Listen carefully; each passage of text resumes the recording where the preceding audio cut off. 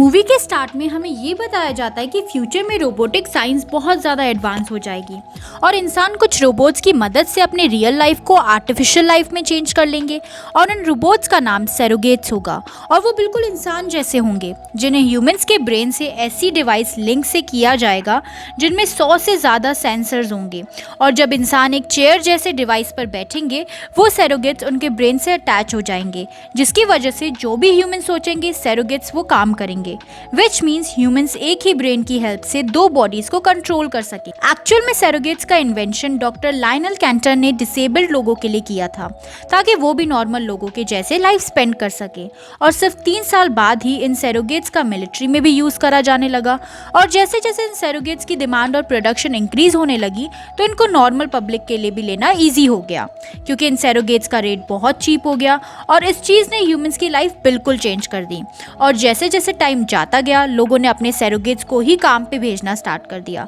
और वो अपने सरोगेट्स पे ही डिपेंड हो गए और अब वो अपना काम बाहर जाए बिना ही कर सकते थे जिसकी वजह से क्राइम रेट एंड डिजीज भी बहुत कम हो गए थे और इन सरोगेट्स की हेल्प से इंसान वैसे ही दिखते थे जैसे वो चाहते थे विदाउट एनी प्लास्टिक सर्जरी या फिर एक्सरसाइज के।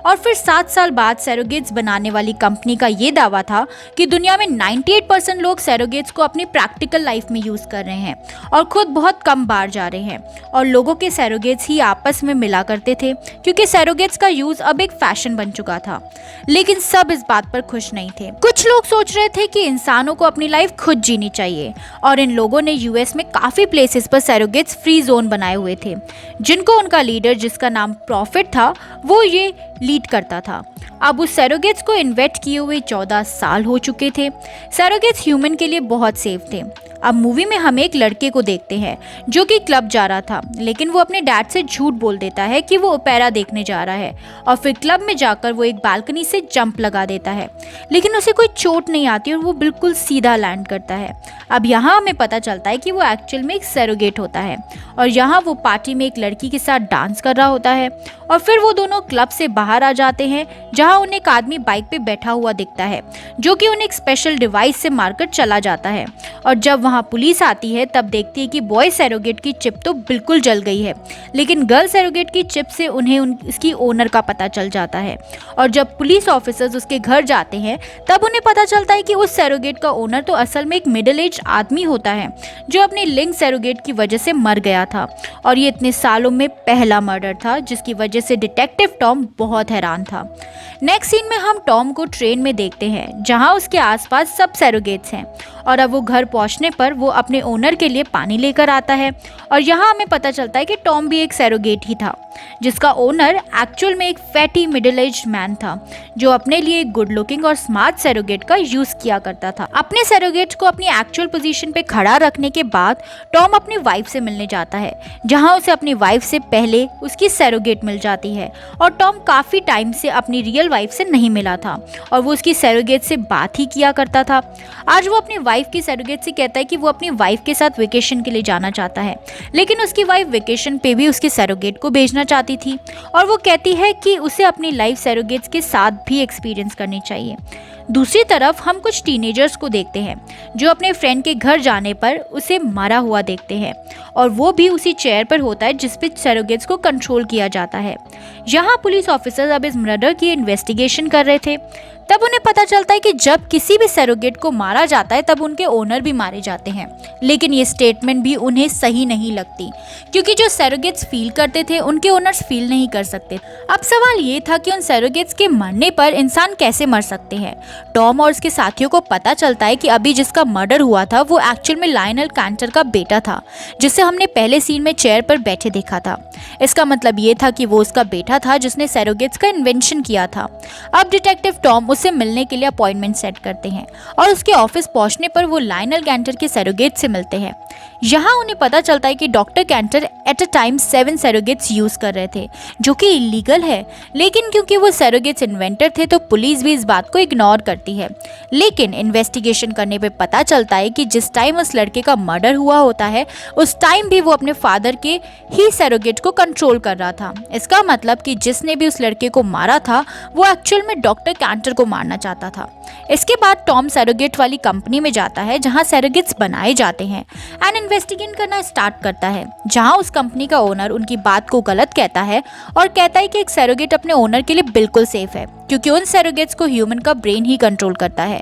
थोड़ा और इन्वेस्टिगेट करने पर FBI के कंप्यूटर स्क्रीन पर उन्हें उस आदमी की फोटो मिलती है जिसने पहले सरोगेट को मारा था और अब वो उसके नेम का पता लगाते हैं। अब किसी अननोन कंप्यूटर ऑपरेटर ने सभी सरोगेट्स के माइंड को हैक कर लिया था जिससे वो सभी सरोगेट्स को एक साथ रोक सकता था। दूसरी तरफ FBI ऑफिसर्स उस किलर का पता लगा देते हैं और जैसे ही टॉम उसकी टीम को पकड़ने जाता है तो वो सब एक स्पेशल वेपन से उन सारे ऑफिसर्स को मार डालते हैं। क्योंकि वो सब सरोगेट्स थे इसलिए उन्हें बहुत लॉस होता है। यहाँ टॉम का फ्रेंड भी मारा जाता है। जैसे ही टॉम उसके सरोगेट के पास जाता है, किलर टॉम के सरोगेट को भी मार देता है, जिसकी वजह से असली टॉम को भी बहुत ज़्यादा इंजरी हो जाती है और वो अपनी कंट्रोल चेयर से उठ के थोड़ी दूर जाता है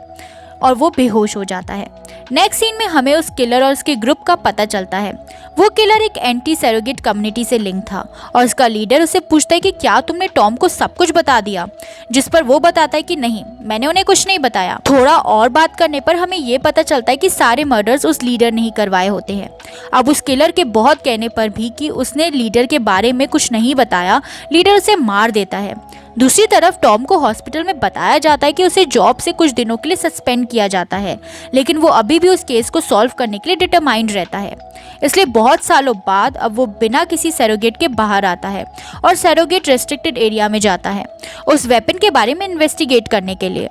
टॉम उस किलर के बारे में पता करने के लिए उनके लीडर से पूछता है और उन्हें उस किलर की पिक्चर दिखाता है, लेकिन वो उसे कहता है कि हमने इस आदमी को तो कभी देखा ही नहीं।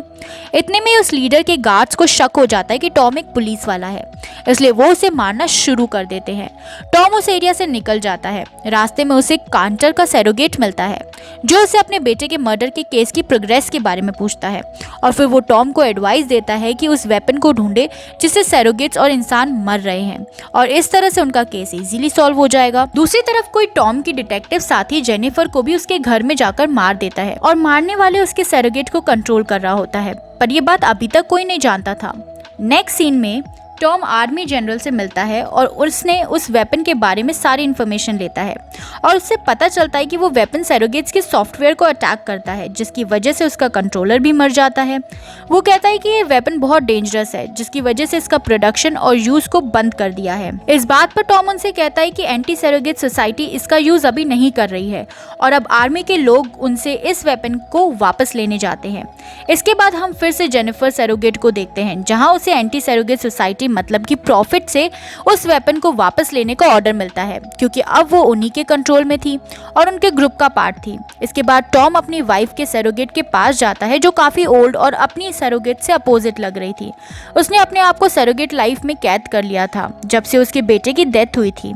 टॉम भी अभी तक अपने बेटे की डेथ को लेकर काफी दुखी था। यहाँ प्रॉफिट से वेपन लेने के लिए आर्मी उस पर अटैक करती है और उसे शूट करने के बाद उन्हें पता चलता है कि वो लीडर भी एक सरोगेट होता है और उसे भी कोई और ही लीड कर रहा था। दूसरी तरफ हम कैंटर को देखते हैं जो प्रॉफिट को मारने वाले आदमी को मॉनिटर कर रहा था और यहाँ हमें पता चलता है कि प्रॉफिट भी कैंटर का सरोगेट होता है। इसका मतलब कि एंटी सरोगेट सोसाइटी भी उसी ने बनाई होती है, क्योंकि उसने ये इन्वेंशन हैंडीकैप लोगों के लिए बनाई थी, दुनिया को फ्रीज करने के लिए नहीं। अब वो ये सब ठीक करना चाहता था। नेक्स्ट सीन में टॉम अपनी साथी जेनिफर सरोगेट से मिलता है जिससे कैंटर कंट्रोल कर रहा था और वो टॉम को बताती है कि कैंटर के बेटे को सरोगेट बनाने वाली कंपनी के ओनर ने ही मारा है,